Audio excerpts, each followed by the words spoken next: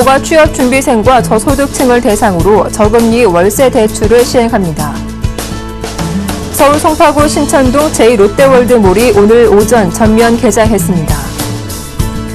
삼성전자 올해 3분기 영업이익이 4조 600억 원으로 작년 대비 크게 줄었습니다.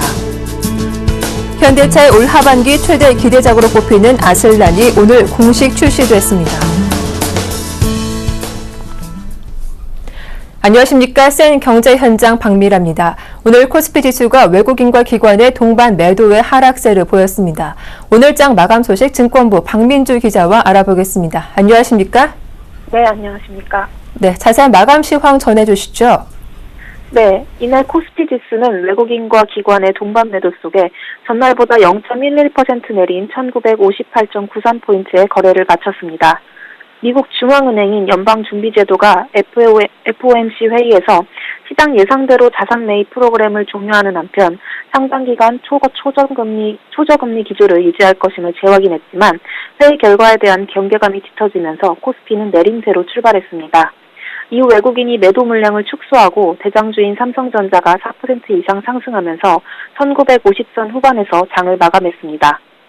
투자자별로는 외국인이 303억 원, 기관이 1,305억 원어치의 주식을 순매도했습니다.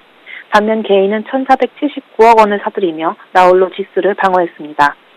업종별로는 외국인 매수세가 몰린 전기전자를 제외하고 대다수 업종이 하락세를 보였습니다. 건설이 3.27% 하락했고 철광금속과 종이목재, 비금속 등이 뒤를 이었습니다. 시가총액 상위 종목 중에서는 삼성전자가 3분기 실적 발표에 따른 불확실성 해소와 배당 확대 등 주주 친화 정책 기대감에 힘입어 4.51%의 두드러지는 상승세를 기록했습니다.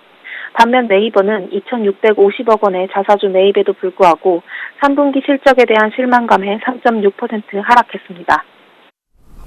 네, LG전자 3인방이 3분기 좋은 실적을 기록했음에도 불구하고 주가는 하락세를 면치 못하고 있는데요. 이와 관련된 내용도 전해주시죠. 네, LG그룹의 전자계열 3인방이 3분기 좋은 실적을 기록했지만 주가는 오히려 급락하고 있습니다. 3분기 실적 호조가 이미 주가의 상당 부분 반영된 데다 4분기 전망이 밝지 않다는 점이 주가의 발목을 잡고 있다는 분석입니다. LG전자는 이날 전날보다 2.06% 하락한 66,400원에 거래를 마쳤습니다. LG이노텍과 LG디스플레이 등 LG그룹 전자계열 3총사가 주가가 모두 부진했습니다.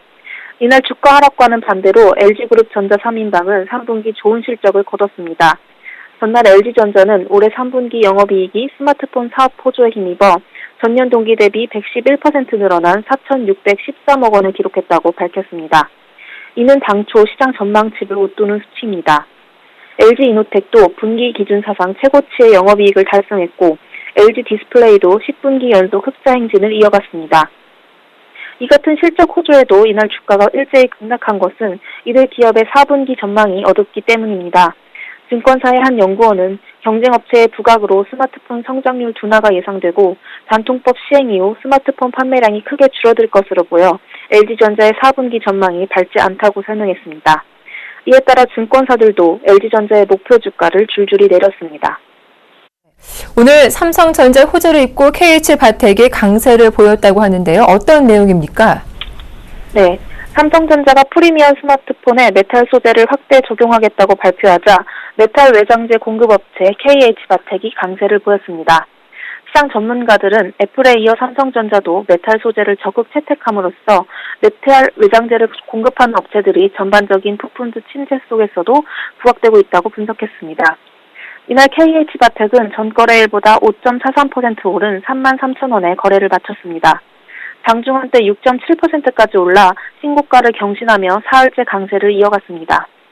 이날 KH바텍의 주가 급등은 삼성전자가 3분기 실적 발표 컨퍼런스 콜을 통해 발표한 메탈 소재 확대 적용 계획에 영향을 받은 것으로 풀이됩니다. 삼성전자는 프리미엄 스마트폰에 플렉서블 패널과 메탈 소재를 적극 확대하겠다고 말했습니다.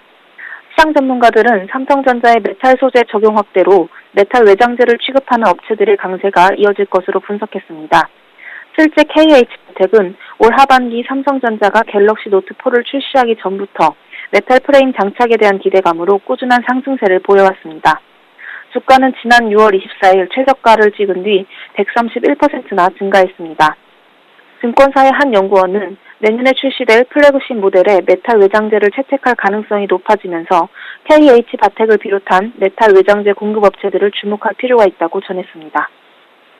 네, 말씀 잘 들었습니다. 지금까지 증권부 박민주 기자와 함께했습니다. 고맙습니다. 네, 고맙습니다.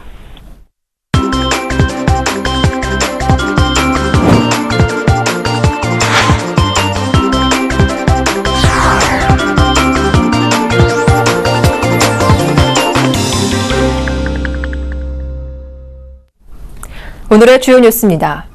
정부가 취업준비생과 저소득층을 대상으로 저금리 월세 대출을 시행합니다.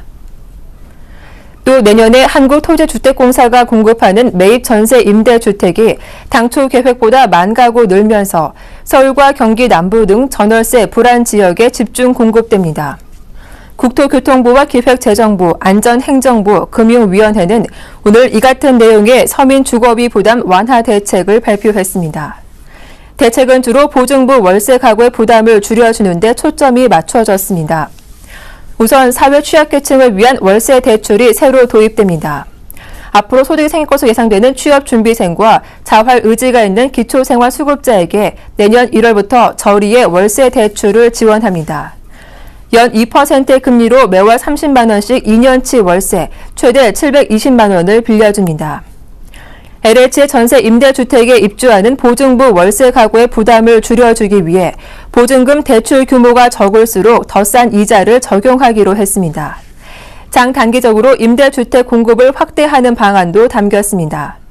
당장 연말까지 매입 전세 임대주택을 당초 계획보다 3천 가구 늘려 공급하고 내년엔 이 물량을 만 가구 확대해 5만 가구를 공급하기로 했습니다. 서울 송파구 신천동 제2롯데월드몰이 오늘 오전 전면 개장했습니다. 롯데월드몰은 중심 레스토랑인 PF창을 제외한 모든 패션 외식 브랜드의 입점이 완료됐으며 롯데백화점의 에비뉴엘은 샤넬, 셀리느 등 일부 명품을 제외한 대부분 브랜드가 영업에 들어갔습니다. 당초 5월 개장 예정이었던 제2롯데월드는 안전 문제와 교통 대책 문제가 불거지면서 수차례 개장이 지연된 끝에 이달 14일에서 16일 3일에 나눠 에비뉴엘 롯데시네마, 롯데면세점 등의 순으로 개장했습니다. 완공 시 123층 달하는 제2롯데월드 타워동은 현재 86층까지 올라갔으며 연말쯤 100층을 넘어설 전망입니다. 한편 신동빈 롯데그룹 회장은 이날 제2롯데월드 입주사 관계자 초청 간담회 자리에서 개장이 지연되면서 누구보다 어려움이 많으셨을 협력업체 대표를 비롯한 여러분께 감사의 말씀을 전하고 싶다며 롯데월드몰이 대한민국을 넘어 전 세계가 주목하는 글로벌 쇼핑 명소가 되도록 변함없는 관심과 협력을 부탁드린다고 말했습니다. 롯데 측은 애초 그랜드 오픈 행사도 고려했으나 개장 전부터 불거진 안전 문제와 교통난을 고려해 간담회로 대신했습니다.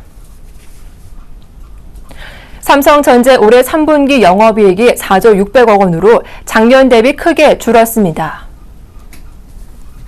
특히 스마트폰 사업을 맡아 최근 3년간 실적을 견인해온 IT 모바일 부분의 영업이익이 1조 7,500억 원에 그쳤습니다. 삼성전자는 연결 기준 3분기 영업이익이 올해 2분기보다 43.5%, 작년 같은 분기인 10조 1,600억 원보다 60% 각각 감소했다고 공시했습니다. 삼성전자 영업이익이 5조 원 아래로 떨어진 것은 2011년 4분기 이후 약 3년 만에 처음입니다. 3분기 매출액은 47조 4,500억 원으로 작년 동기보다 19.69% 줄었습니다. 삼성전자 매출액이 50조 원 아래로 떨어진 것은 2012년 2분기 이후 2년여 만에 처음입니다. 삼성전자 영업이익률은 8.6%로 2011년 2분기 이후 3년여 만에 처음으로 한 자릿수를 기록했습니다. 당기순이익은 4조 2,220억 원으로 작년 동기보다 48.79% 감소했습니다. 사업부별 영업이익을 살펴보면 IM 부문 영업이익은 1조 7,500억 원이었습니다. 삼성전자 관계자는 가격 중심으로 경쟁 구도가 급변하는 상황에서 신속하게 대응하지 못한 측면이 있다고 평가했습니다. 현대차 올 하반기 기회자 꼽히는 아슬란이 오늘 공식 출시됐습니다. 이를 계속 수입자 공세 막아내고 내수인 점유율을 끌어올린다는 계획입니다. 정훈규 기자가 보도합니다. 사자의 이름을 가진 프리미엄 전륜구동 세단 아슬란이 모습을 드러냈습니다. 현대자동차는 오늘 오전 동대문 디자인 플라자에서 신차 발표회를 열고 새로운 프리미엄 세단 아슬란의 공식 출시를 알렸습니다. 아슬란 출시를 계기로 수입 고급차와의 경쟁이 격화되고 있는 국내 고급차 시장에서 당사의 리더십이 더욱 강화되고 고객 선택의 폭을 더욱 확대해 나가도록 하겠습니다. 아슬란은 현대차가 제네시스 이후 6년 만에 새롭게 출시하는 준대형급 신차로 그랜저와 제네시스 사이의 고급 세단입니다. 터키어로 사자를 뜻하는 이름답게 아슬란의 외관은 한층 더 위풍당당해진 그랜저를 연상시킵니다. 고급 소파에 쓰이는 나파 가죽 시트와 헤드업 디스플레이 등 고급 사양과 편의 장치가 적용된 내부는 제네시스의 신뢰를 연상케 합니다. 아슬란은 가솔린 엔진인 람다 V6 3.0 GDI와 3.3 GDI가 적용됐으며 내년 디젤 엔진 모델도 선보일 예정입니다.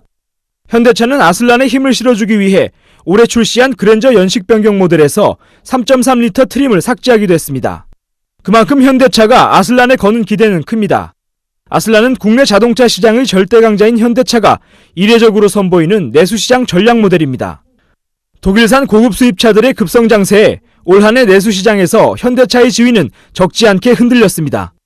현대차는 지난 4월 소나타 신차 효과에 힘입어 내수시장 점유율 44.6%를 달성했지만 5월 이후 5개월 연속 하락해 지난달 37.2%에 그쳤습니다. 반면 수입차 점유율은 지난달 역대 최고치인 15%대에 진입하며 내수시장을 파죽지세로 파고들었습니다. 안방사수의 임무를 부여받은 아슬란은 초반 흥행몰이에서 현대차의 기대에 부응하는 모습입니다.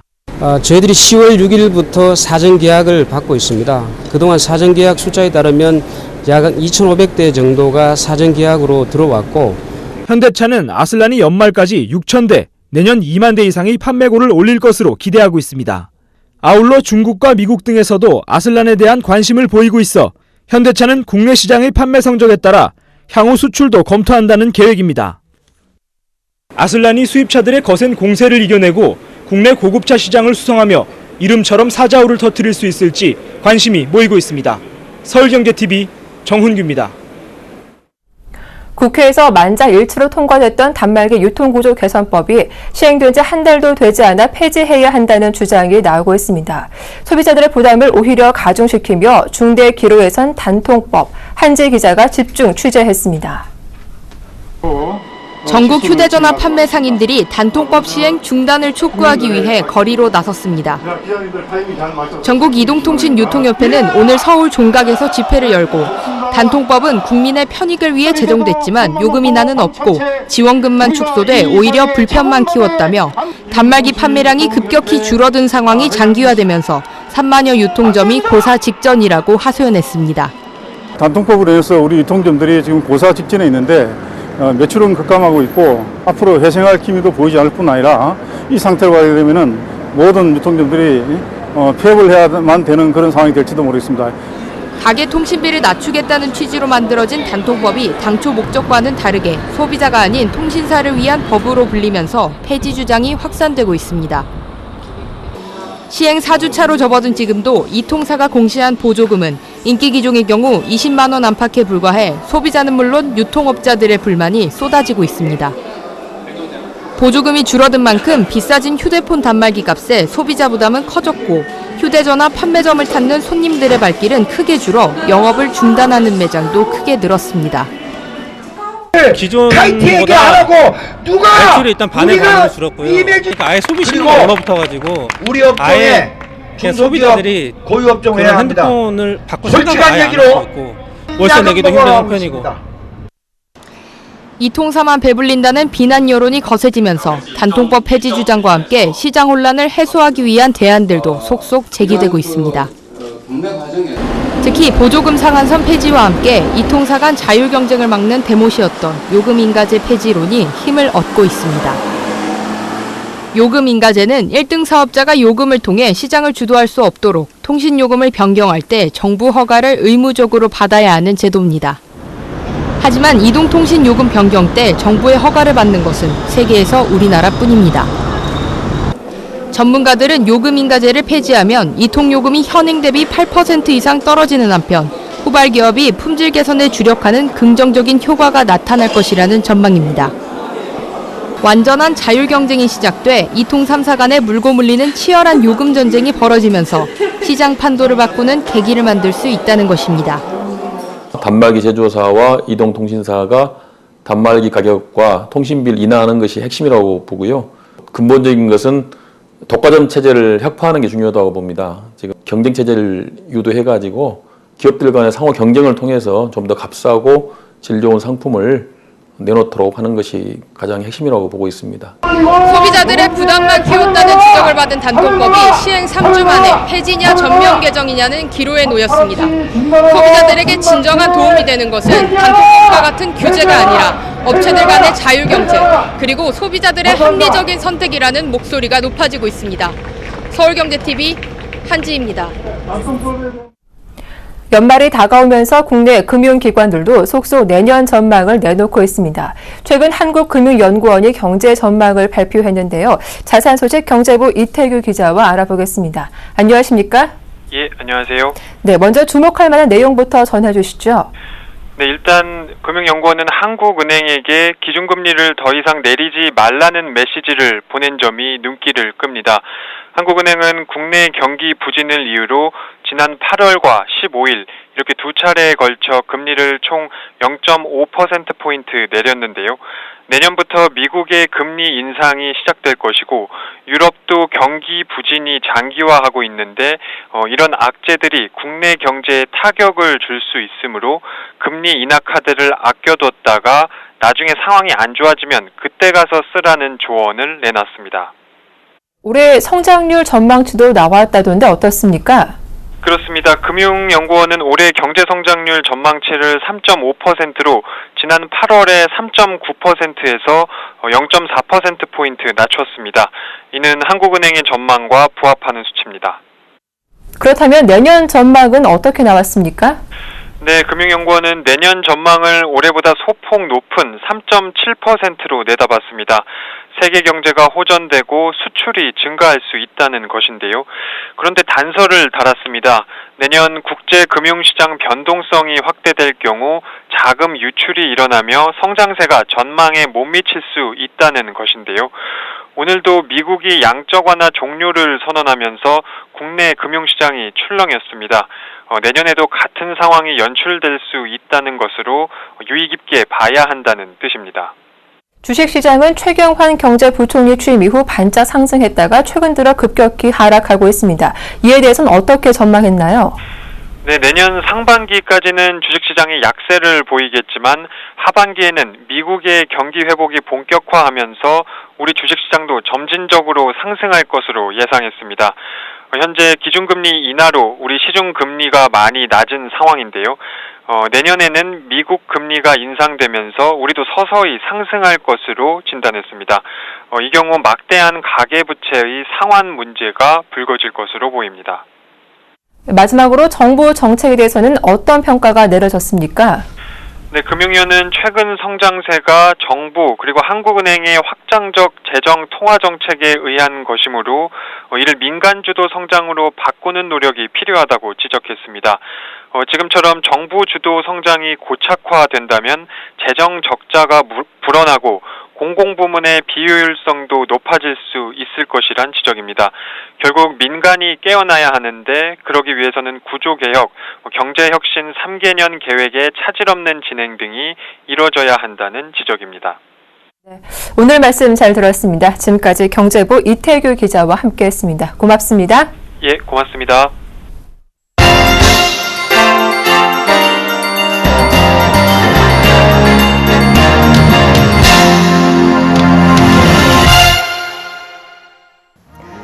미국 중앙은행 연방준비제도는 기준금리를 제로 수준으로 운용하는 초저금리 기조를 상당 기간 이어가기로 했습니다. 또 월 150억 달러 남은 양적 완화 프로그램 종료를 선언하고 다음 달부터 국채 및 모기지 채권을 더는 사들이지 않기로 했습니다. 연준은 지난 28일부터 이틀간 금융통화정책을 결정하는 FOMC 회의를 열어 이같이 결정했습니다. 연준은 회의 직후 낸 성명에서 여러 요인을 평가할 때 현 추세로라면 채권 매입 프로그램을 끝내고도 상당 기간 초저금리 기조를 이어가는 게 적절한 것으로 보인다고 밝혔습니다. 따라서 연준이 내년 중반으로 제시해온 금리 인상 시점을 내년 상반기 등으로 서둘러 앞당기지 않겠다는 의미로 풀이됩니다. 또 연준은 이날 FOMC 회의에서 현재 월 150억 달러 남은 양적 완화 프로그램의 종료를 선언했습니다. 이에 따라 연준은 글로벌 금융위기 이후 시중 유동성을 확대하기 위해 2008년부터 시행해온 중요한 경기 부양책을 접고 통화정책 정상화에 한 발 다가서게 됐습니다. 시진핑 중국 국가주석과 후쿠다 야스오 전 일본 총리가 29일 베이징 인민대회당에서 면담했다고 교도통신이 보도했습니다. 면담은 중국 정부가 지원하는 국제회의인 보아오 아시아 포럼 이사장 자격으로 방중한 후쿠다 전 총리가 시 주석을 예방하는 형식으로 이뤄졌습니다. 앞서 시 주석과 후쿠다 전 총리는 지난 7월 하순에도 베이징에서 비공식 회동을 했습니다. 7월 회동이 극비로 이뤄진 것과는 달리 이날 중국 측은 면담 시작 부분을 일부 일본 언론에 공개했다고 교도는 전했습니다. 후쿠다 전 총리는 이날 면담에서 중일 정상회담과 관련한 아베 신조 총리의 메시지를 전했을 개연성이 있어 보입니다. 그러나 후쿠다 전 총리는 회담이 끝난 후 중일의 이야기는 하지 않았고 좀 더 대국적인 견지에서 이야기했다고 말했습니다. 중국 언론은 시 주석이 회담에서 아시아 국가들의 협력은 전도 유망하고 발전 전망이 밝다며 중국의 부단한 발전은 아시아 발전에 큰 공헌을 할 것이라고 말했다고 보도했습니다. 그동안 다음 달 10일에서 11일 베이징에서 열리는 아시아태평양 경제협력체 정상회의 기간에 중일 정상회담을 개최하는 방안이 물밑에서 논의되어 왔습니다. 버락 오바마 미국 대통령은 서아프리카의 에볼라 창궐 국가에서 자원봉사를 하고 돌아온 의료진을 미국의 영웅으로 치켜 세우면서 이들의 사기를 꺾는 어떤 일도 해서는 안 된다고 밝혔습니다. 오바마 대통령은 현지 시간 29일 백악관에서 성명을 발표하고 국가를 위해 에볼라 퇴치 작전의 최전선에 갔다가 돌아온 의료 인력들은 국민으로부터 존경받고 영웅 대접을 받을 자격이 있다고 말했습니다. 오바마 대통령은 특히 자원봉사 의료진이 우리를 에볼라로부터 보호하는 것처럼 우리도 그들을 돌보고 보호해야 한다고 밝혔습니다. 이어 의무격리 조치로 이들의 사기를 꺾어 서아프리카에 가지 못하게 하면 결국 우리 스스로 공중의 보건과 안전을 돌볼 책임을 져버리는 것이라고 지적했습니다. 전날에 이어 이날도 뉴저지 등 일부 주정부의 자원봉사 의료진에 대한 21일간 의무격리 조치를 재차 비판한 것입니다. 오바마 대통령은 에볼라 근절을 위해 아프리카에서 그 뿌리를 뽑아야 하며 서아프리카의 에볼라를 막지 않으면 수주 또는 수개월 내에 미국에서도 또 다른 감염자가 나올 수 있을 것이라고 우려했습니다. 애플이 미국 정부 등의 이란에 대한 제재가 완화될 가능성을 고려해 이란 시장 진출을 준비 중이라고 월스트리트저널이 보도했습니다. 익명의 취재원들을 인용한 이 보도에 따르면 최근 애플 고위 임원들은 런던 하노버에 있는 애플 지역 본부에서 이란의 제품 유통업자들을 만났습니다. 애플은 이란 현지에 애플 스토어를 열지 않고 이 유통업자들을 프리미엄 리셀러로 지정함으로써 애플 제품을 이란에서 판매하도록 하는 방안을 추진 중입니다. 이는 한국 등 일부 아시아와 유럽 국가에서 애플이 해온 방식과 유사합니다. 현재 이란의 애플 매장이나 애플 파트너사는 없지만 비공식 셀러들이 애플 제품을 판매하고 있습니다. 미국 정부는 이란의 1979년 이슬람 혁명을 계기로 대이란 경제 제재를 실시해왔으나 최근 이를 완화하려는 조짐이 있습니다. 미국 정부는 올해 5월 소비자용 통신기술의 대이란 판매를 금지해온 법규를 해제했으며 올해 들어 이란의 항공기 부품을 판매할 수 있는 허가를 보잉과 제너럴 일렉트릭 등에 내렸습니다.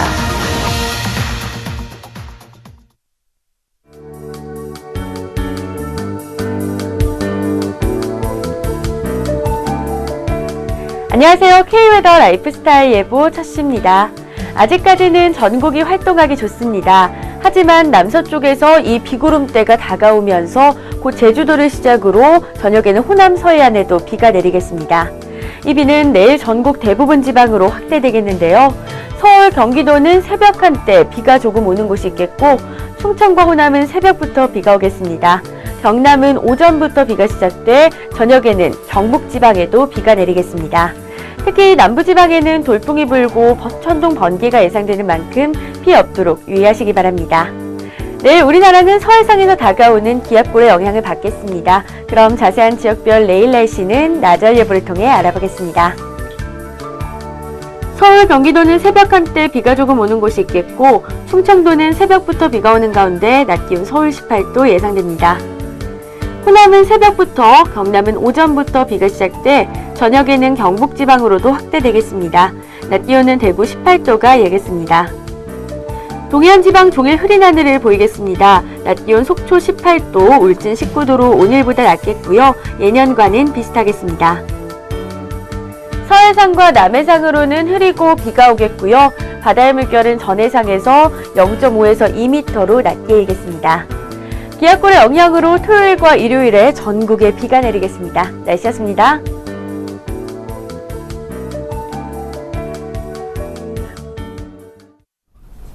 센 경제 현장 여기서 모두 마치겠습니다. 함께해 주셔서 고맙습니다.